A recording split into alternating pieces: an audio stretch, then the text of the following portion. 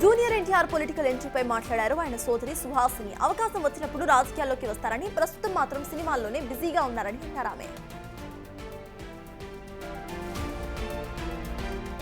Suhasini comments తో junior NTR political entry ఉంటుంది అనే దానిపై ఆసక్తికర చర్చ జరుగుతోంది. ఆయన ఎంట్రీ కోసం ఫ్యాన్స్ ఆశగా ఎదురు చూస్తున్నారు. రాజకీయాల్లోకి గనక వస్తే తెలంగాణలోనా లేక ఏపీలోనా అనే దానిపై చర్చ జరుగుతోంది. ఏ పార్టీలో ఎలా ఎంట్రీ ఉంటుంది అనే దానిపై కూడా హాట్ డిస్కషన్ నడుస్తోంది.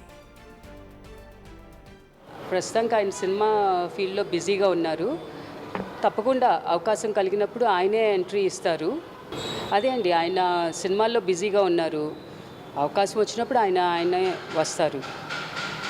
ప్రస్తుతానికి ఆయన సినిమా ఫీల్డ్లో బిజీగా ఉన్నారు. తప్పకుండా అవకాశం కలిగినప్పుడు ఆయనే ఎంట్రీ ఇస్తారు. అదే అండి, ఆయన సినిమాల్లో బిజీగా ఉన్నారు. అవకాశం వచ్చినప్పుడు ఆయనే వస్తారు. ప్రస్తుతానికి ఆయన సినిమా ఫీల్డ్లో బిజీగా ఉన్నారు.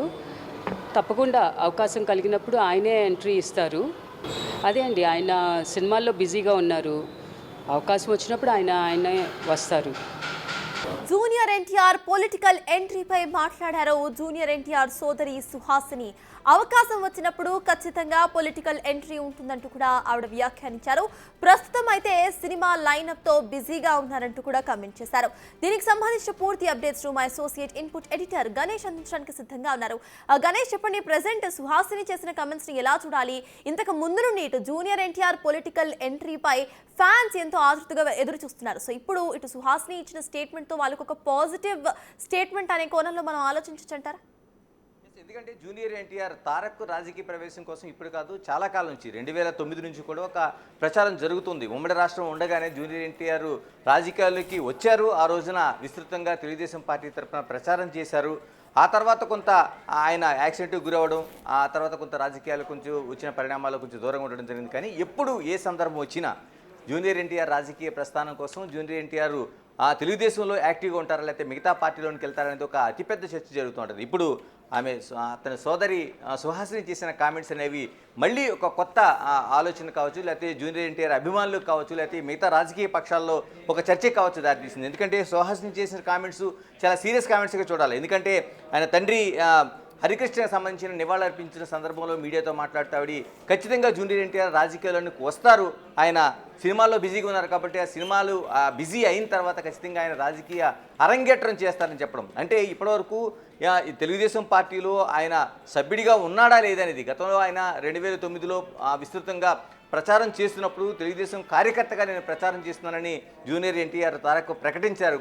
ఆ తర్వాత ఆయన ఆ సభ్యత్వం ఉందా లేదా అనేది ప్రశ్న కంటే తెలుగుదేశం పార్టీలో ఆయన ఇన్యాక్టివ్గానే ఉన్నారు. ఎందుకంటే ఆ పార్టీలో ఉండే అంతర్గత విభేదాలు కావచ్చు, లేకపోతే చంద్రబాబు నాయుడుతో ఉండే గ్యాప్ కావచ్చు, లేకపోతే మిగతా అనేక అంశాల్లోన చాలా వరకు దూరంగానే ఉంటూ వచ్చారు జూనియర్. సినిమాలకి కేవలం పరిమితమయ్యారు. సినిమాలపైన చాలా ఇంట్రెస్ట్ చూపిస్తున్నారు. ఈ విధంగా తన రాజకీయం జరుగుతుంది. కానీ ఇప్పుడు సుహాసిని చేసిన కామెంట్స్లో ఆయన సినిమాల్లో బిజీగా ఉన్నారు, ఈ బిజీ అయిన వెంటనే రాజకీయాలు ఎంట్రీ ఇస్తారని చెప్తున్న కామెంట్స్ ఏవైతే ఉన్నాయో ఇవి కీలకమైన చర్చకు దారితీస్తున్నాయి. ఎందుకంటే ఈ మధ్య కాలంలోనే జూనియర్ ఎన్టీఆర్కి సంబంధించిన ఒక విషయంలో, అంటే వార్ సినిమా షూటింగ్ సంబంధించిన ఏదైతే అనంతపురం ఎమ్మెల్యే దగ్గుపాటి వెంకటేశ్వర ప్రసాద్ చేసిన కామెంట్స్ రాష్ట్ర వ్యాప్తంగా సంచలనం కలిగించాయి. తారక అభిమానులు పూర్తిగా నిరసనలు తెలియజేశారు. ఎమ్మెల్యే క్షమాపణ చెప్పాలంటూ 2 రాష్ట్రాల్లో కూడా, అంటే హైదరాబాద్తో పాటు అనేక ప్రాంతాల్లో, ఆంధ్రప్రదేశ్లో ప్రత్యేకంగా జూనియర్ ఎన్టీఆర్ అభిమానులు చాలా వరకు నిరసనలు తెలియజేశారు. ఎమ్మెల్యే చేసిన కామెంట్స్ పైన వాళ్ళు విరుచుకుపడ్డారు, క్షమాపణ చెప్పాలన్నారు. దీనిపైన దగ్గుపాటి స్పందించారు. తర్వాత ఏదైతే ఆ కాల్ రికార్డ్స్ ఆ రోజున చేశాడో ఆయనతో సంబంధించిన వ్యక్తి దాన్ని మీడియాతో మాట్లాడడం జరిగింది. ఇలాగా అతిపెద్ద చర్చ అనేది జూనియర్ ఎన్టీఆర్ విషయంలో జరుగుతూ వచ్చింది. ఇప్పుడు ప్రత్యేకంగా అంటే ఎప్పటికప్పుడు, అంటే గతంలో కూడా మనం కొడాలి నానికి సంబంధించి, కొడాలి నాని జూనియర్ ఎన్టీఆర్కి చాలా సన్నిహితంగా ఉండే వ్యక్తి. చాలా వరకు ఆయన తెలుగుదేశం పార్టీ నుంచి వైసీపీకి వెళ్ళిన తర్వాత కూడా జూనియర్ ఎన్టీఆర్కి సంబంధించిన అనేక కామెంట్స్ చేయడం, ఆయన రాజకీయాల్లోకి వస్తారు, రావాలి, ఆయనకి సరైన ప్రాధాన్యత ఇవ్వటం లేదనేది, ఆయన వైసీపీలో ఉంటూ కూడా తెలుగుదేశం సంబంధించిన ఆయన జూనియర్ ఎన్టీఆర్ సంబంధించిన ప్రాధాన్యత ఇవ్వట్లేదనేది చాలా వరకు కొడాలి నాని చాలా వరకు ప్రచారం చేస్తూ వచ్చారు. అనేక విమర్శలు, చర్చ జరుగుతుంది. ఇప్పుడు తన సోదరి ఖచ్చితంగా సుహాసిని ఆమె చేసిన కామెంట్స్ కావచ్చు, ఆమె చేసిన ప్రకటన కావచ్చు, నిజంగా మనం చెప్పాలంటే రాజకీయాలు ఇది విధానపరమైన ప్రకటన అనుకోవాలి. అంటే జూనియర్ ఎన్టీఆర్ ఖచ్చితంగా రాజకీయాల్లోకి వస్తారు, ఆయనకు ఆసక్తి ఉంది, ఈ సినిమాలు అయిన వెంటనే వస్తారనేది మనం ఆలోచించాల్సిన విషయం. ఎందుకంటే సుహాసిని కూడా మనకి 2018లో ఆవిడ తెలుగుదేశం పార్టీ నుంచి కూకట్పల్లి నియోజకవర్గం నుంచి పోటీ చేశారు టీడీపీ తరఫున. ఆవిడ టీడీపీలో ఇప్పటికీ యాక్టివ్ మెంబర్గా కొనసాగుతున్నారు ఉంది కాబట్టి నిజంగానే తెలుగుదేశంలో ఆయన వచ్చే అవకాశం ఉందా? ఎందుకంటే ఆవిడ తెలుగుదేశం పార్టీ సభ్యురాలుగానే కొనసాగుతున్నారు, తెలుగుదేశం కార్యక్రమాల్లో చాలా వరకు పాల్గొంటున్నారు, ఈ మధ్య కాలంలో అనేక కార్యక్రమాల్లో పాల్గొన్నారు. అంటే 2018లో ఓటమి చెందిన తర్వాత కూడా ఆమె అడపాదడప కార్యక్రమాల్లో పాల్గొంటున్నారు, తెలుగుదేశం సభ్యురాలుగానే ఉన్నారు. ఎందుకంటే ఆవిడ ఇతర పార్టీలతో ఎక్కడ సంబంధాలు లేవు, ఆమె తెలుగుదేశం సభ్యురాలుగానే కొనసాగుతూ వస్తున్నారు. ఇలాంటి సందర్భంలో ఆవిడ తన సోదరుడు తారక్ పైన చేసిన కామెంట్స్ ఏదైతే ఉన్నాయో, ఈ ప్రకటన ఏదైతే ఉందో ఖచ్చితంగా తెలుగుదేశం పార్టీలోనే యాక్టివ్ అవుతారా, తెలుగుదేశం పార్టీలోనే ఆయన యాక్టివ్గా ఉండి రాజకీయాలు నిర్వహిస్తారనేది ఒక చర్చ జరుగుతుంది. మరోవైపు ఇప్పటికి వచ్చిన గ్యాప్ ఏదైతే ఉందో, తారక్ అభిమానులు చాలా వరకు తెలుగుదేశం పార్టీకి మొన్న జరిగిన నిరసనలోన తెలుగుదేశం పార్టీని కూడా సోషల్ మీడియా వేదికగా తప్పుపట్టే పరిస్థితులు అనేది మనకు కనిపించింది. అంటే ఈ గ్యాప్లోన ఏమైనా కొత్త రాజకీయ ఆలోచనలు ఏమైనా, ఎందుకంటే రాజకీయాలు ఏమైనా జరగవచ్చు, గుర్రం ఎగరవచ్చు అన్నట్టు రాజకీయాలు ఏమైనా జరగచ్చు. ఎందుకంటే ఆంధ్రప్రదేశ్ రాజకీయాలు కావచ్చు, తమిళనాడు రాజకీయాలు కావచ్చు, నటులు అంటే హీరోలుగా ఉండేవాళ్ళు కావచ్చు, ఒక ప్రజాదరణ ఉండే రాజకీయ నాయకులు పార్టీలు పెట్టడం, సక్సెస్ కావడం, తర్వాత అనేక సందర్భాలు ఉన్నాయి. ఎందుకంటే జూనియర్ ఎన్టీఆర్ తీసుకుంటే సీనియర్ ఎన్టీఆర్ ఆయన తెలుగుదేశం పార్టీ వ్యవస్థాపకుడిగా ఒక ప్రబంధం సృష్టించిన దాఖలాలు కావచ్చు, చిరంజీవి కావచ్చు, తర్వాత ఇప్పుడు పవన్ కళ్యాణ్ డిప్యూటీ సీఎంగా ఆంధ్రప్రదేశ్లో ఉన్న జనసేన అధినేత పవన్ కళ్యాణ్ కావచ్చు, ఇలాగా అనేక మంది పార్టీలు ఏర్పాటు చేశారు. ఈ మధ్యకాలంలో చూసుకుంటే మనకి దళపతి విజయ్ తమిళనాడులోనే ఏర్పాటు చేసిన పార్టీ వెట్టి కళగం కూడా ఒక సంచలనం కలిగిస్తుంది. ఎందుకంటే ఒక రాజకీయాలకు దగ్గరగా మళ్ళీ అంటే చాలా వరకు ఒక గ్యాప్ వచ్చింది మధ్యలోన. సినీ నాయకులు రాజకీయాలు, సినీ హీరోలు ఎవరైతే ఉన్నారో రాజకీయాలు పార్టీలు పెట్టడం కొంత గ్యాప్ వచ్చింది. మళ్ళీ పవన్ కళ్యాణ్ దాన్ని ఒక తిరగరాశారు. ఈ రోజున ఆంధ్రప్రదేశ్లో 100% ఆయనకి ఇచ్చిన సీట్లని గెలుచుకునే డిప్యూటీ సీఎంగా ఈరోజు ఉన్నారు. ఈ దశలోన మళ్ళీ రాజకీయ పార్టీలకి ఏదైతే ఉన్నారో ఒక సినీ హీరోలు ఆ ప్రస్థానం కొనసాగుతుందన్నట్టుగా మనం భావించాలి. అందులోనే విజయ్ పెట్టిన పార్టీ కావచ్చు, ఇవన్నీ కూడా కొనసాగుతున్నాయి. ఎగ్జాక్ట్లీ గణేష్, రీసెంట్గా ఇటు టీడీపీకి ఇటు ఎన్టీఆర్కి కొంత గ్యాప్ వచ్చినట్టుగా ఇటు ఫ్యాన్స్లో చర్చలు కనిపించాయి, పొలిటికల్ సర్కిల్స్లో కూడా ఇటు ఒక డిస్కషన్ అనేది నడిచింది. మరి ఒకవేళ కనుక జూనియర్ ఎన్టీఆర్ యొక్క రైట్ రాజకీయ ఎంట్రీపై ప్రస్తావన వచ్చింది కాబట్టి ఆయన టీడీపీతోనే టైఅప్ అయి ఉంటారా, లేకపోతే వేరే పార్టీస్తో కలిసి వస్తారా అనే కోణంలో కూడా ఆలోచించాల్సిన అవసరం ఉందంటారా? ఎస్, ఖచ్చితంగా. ఎందుకంటే జూనియర్ ఎన్టీఆర్కి సంబంధించి చాలా వరకు అంటే ఈ మధ్య కాలంలో వచ్చిన గ్యాప్ చిన్న గ్యాప్ కాదు, తెలుగుదేశం పార్టీతో అతిపెద్ద గ్యాప్ అని చెప్పాలి. ఎందుకంటే ఆయన 2009లో ఒక యాక్టివ్ కార్యకర్తగా 2 రాష్ట్రాల్లో కూడా పర్యటించిన సందర్భం ఉంది. ఖమ్మం నుంచి ఆయన తిరిగి హైదరాబాద్ వస్తున్న సందర్భంలో, అంటే ఉగాదికి ముందు రోజు వస్తున్న సందర్భంలో ఆయనకి జరిగిన ఒక యాక్సిడెంట్లో తీవ్రంగా గాయపడ్డారు, ప్రాణాలతో బయటపడ్డారు. ఆ తర్వాత కూడా ఆయన ఆ బెడ్పై నుంచి తన తెలుగుదేశం కార్యకర్తగా ప్రచారం చేశాను, తనకు పునర్జన్మ ఇది, నేను ఇంటికి వస్తున్నాను. ఆ రోజు నల్గొండలో జరిగిన ప్రమాదం తర్వాత కూడా ఆయన ఒక యాక్టివ్ కార్యకర్తగా ఉన్నారు. కానీ ఆ తర్వాత రాజకీయ పరిణామాలు రాను అంటే తెలుగుదేశం పార్టీ ఇప్పుడు అధికారం వచ్చిన సందర్భంలో కూడా ఎక్కడ కూడా జూనియర్ ఎన్టీఆర్ ప్రచారం కావచ్చు, ఆయన ప్రస్తావన కావచ్చు, ఆయన పేరు కావచ్చు, అంటే కడపలో జరిగిన మహానాడులో కూడా జూనియర్ ఎన్టీఆర్ పేరు ఎక్కడ కూడా ప్రస్తావన లేకుండా ఆ సభలు జరిగినాయి. అంటే దీన్ని బట్టి ఆ పార్టీతో చాలా అతిపెద్ద అగాధం అనేది ఉంది. ఆ పార్టీతో ఎటువంటి సంబంధాలు లేకుండా, కీలకమైన నేతలతోనే కాదు ఆ పార్టీతోనే సంబంధాలు లేకుండా ఉన్నట్లుగా మనకు స్పష్టంగా కనిపిస్తుంది. కానీ ఇలాంటి సందర్భంలోనే సుహాసిని ఆమె తెలుగుదేశం పార్టీతోనే కొనసాగుతున్నారు, తెలుగుదేశం పార్టీతోనే ఆవిడ ఉన్నట్టుగా ఇప్పటివరకు ఉంది, ఎక్కడ ఇతర రాజకీయ పార్టీలతో లేరు. ఈ బేరీజ్ వేసుకుంటే మనం టోటల్గా ఆమె చేసిన ప్రకటన అంటే ఖచ్చితంగా తెలుగుదేశంలోనే యాక్టివ్ అవుతారనే ఆలోచన అయితే మనం ఆలోచించాల్సిన అవసరం ఉంది. కానీ జూనియర్ ఎన్టీఆర్ అభిమానులు ఈ మధ్య కాలంలో జరిగిన రాద్ధాంతం కావచ్చు, లేకపోతే ఎమ్మెల్యే ప్రసాద్ పైన జరిగిన నిరసనలు కావచ్చు, ఇవన్నీ చూసుకుంటే తెలుగుదేశం పార్టీకి జూనియర్ ఎన్టీఆర్ అభిమానులకు మధ్య ఒక అతిపెద్ద రేఖ అనేది మనకి ఖచ్చితంగా కనిపిస్తుంది. దీన్ని ఆలోచన చేస్తే నిజంగానే జూనియర్ ఎన్టీఆర్ తెలుగుదేశం పార్టీలోనే ఉంటారా, యాక్టివ్ అవుతారా, లేకపోతే ఇతర పార్టీలకి వెళ్ళే అవకాశం ఉందా, ఇది కూడా ఆలోచించాల్సిన అవసరం. ఎందుకంటే ఆయన మేనత్త పురంధేశ్వరి బీజేపీలో యాక్టివ్గా ఉన్నారు, మొన్నటి వరకు రాష్ట్ర అధ్యక్షుడిగా చేశారు. ఇవన్నీ ఉన్నాయి కాబట్టి ఇతర పార్టీ ఆలోచనలు ఏమైనా ఉన్నాయనేది కూడా మనం ఆలోచించాల్సిన అవసరం ఉంది. Exactly Ganesh, please be on hold. ఒకసారి సుహాసిని ఏమన్నారో మళ్ళీ ఒకసారి చూద్దాం. ఆయన సినిమా ఫీల్డ్లో బిజీగా ఉన్నారు, తప్పకుండా అవకాశం కలిగినప్పుడు ఆయనే ఎంట్రీ ఇస్తారు. అదే అండి, ఆయన సినిమాల్లో బిజీగా ఉన్నారు, అవకాశం వచ్చినప్పుడు ఆయనే వస్తారు. ప్రస్తుతానికి ఆయన సినిమా ఫీల్డ్లో బిజీగా ఉన్నారు, తప్పకుండా అవకాశం కలిగినప్పుడు ఆయనే ఎంట్రీ ఇస్తారు. అదే అండి, ఆయన సినిమాల్లో బిజీగా ఉన్నారు. అవకాశం వచ్చినప్పుడు ఆయనే వస్తారు. ప్రస్తుతానికి ఆయన బ్యాక్ టు యూ గణేష్. ప్రస్తుతానికి సినిమాల్లో బిజీగా ఉన్నారు, అవకాశం ఎప్పుడు వచ్చినా కూడా ఖచ్చితంగా ఇటు పొలిటికల్ ఎంట్రీ అనేది ఉంటుంది అంటూ కూడా ఆవిడ కమెంట్ చేశారు. అట్ ద సేమ్ టైం అంతకు ముందు పొలిటికల్ సినారియో, ఇప్పుడు పొలిటికల్ సినారియో కంప్లీట్గా డిఫరెంట్గా కనిపిస్తోంది. ఇప్పుడు 2 రాష్ట్రాలు ఉన్నాయి, ఏపీ తెలంగాణ.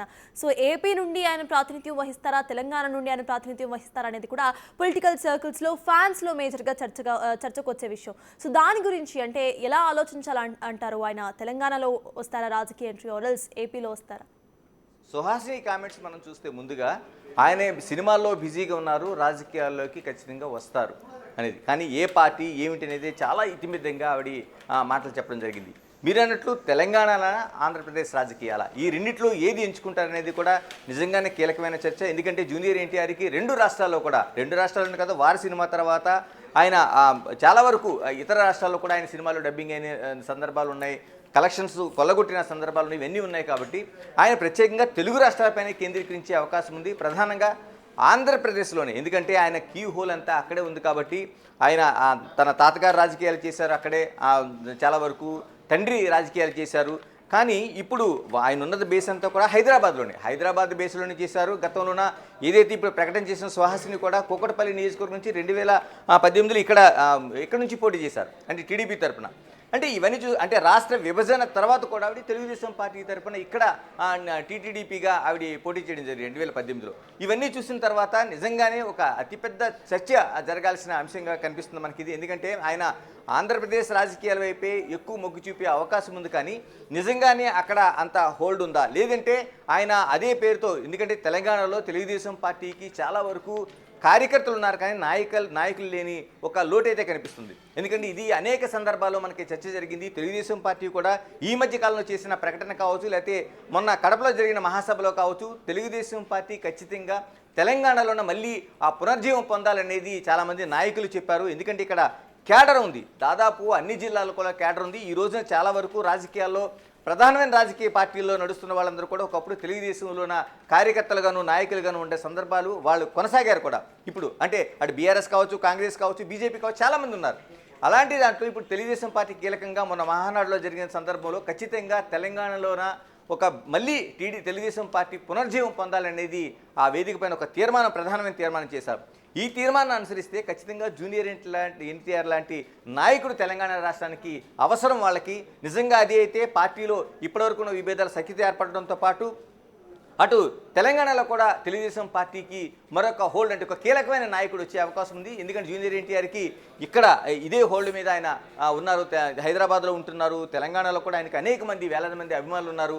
ఆ పార్టీని హోల్డ్ చేసే నాయకుడు ఎవరని తెలుగుదేశం ఆలోచించినప్పుడు ఖచ్చితంగా జూనియర్ ఎన్టీఆర్ వాళ్ళకి ప్లస్ పాయింట్, ఒక నెంబర్ 1 స్థానంలో ఆయన ఇక్కడ ఉంటారు. నిజంగా తెలుగుదేశం పార్టీ ఆ విధంగా ఆలోచన చేస్తే 2 రాష్ట్రాల్లో, అంటే ఏదైతే కడపలో జరిగిన తీర్మానం ఏదైతుందో దాని ఇంప్లిమెంటేషన్లో భాగంగా అనుకుంటే మాత్రం జూనియర్ ఎన్టీఆర్ ఖచ్చితంగా తెలంగాణ గడ్డపై నుంచి ఆయన నాయకుడిగా హోల్డ్ చేస్తాడు. ఇక్కడ నుంచి ఆ రాజకీయ అరంగేట్రం, అంటే మరోసారి పునరుద్భవం కావచ్చు, లేకపోతే ఇక్కడ నుంచే హోల్డ్ చేసి ఆ పార్టీని దిశానిర్దేశం చేసే అవకాశాలు అయితే ఖచ్చితంగా కనిపిస్తున్నాయి. ఎగ్జాక్ట్లీ గణేష్, ఫ్యూచర్ గురించి మాట్లాడుకుంటున్నాం కాబట్టి ప్రెజెంట్ మనం ఒకసారి స్టికింగ్ టు ద ఫ్యాక్ట్స్, ఇప్పుడు ప్రెజెంట్ తెలంగాణ పొలిటికల్ పార్టీస్ గురించి మాట్లాడుకుంటే ఇందాక మీరు చెప్పినట్టు టీడీపీలో సరైన క్యాడర్ ఉన్నా వాళ్ళని రిప్రజెంట్ చేసే నాయకుడు లేరు అన్న సంగతి ఇక్కడ అందరికీ తెలుసు.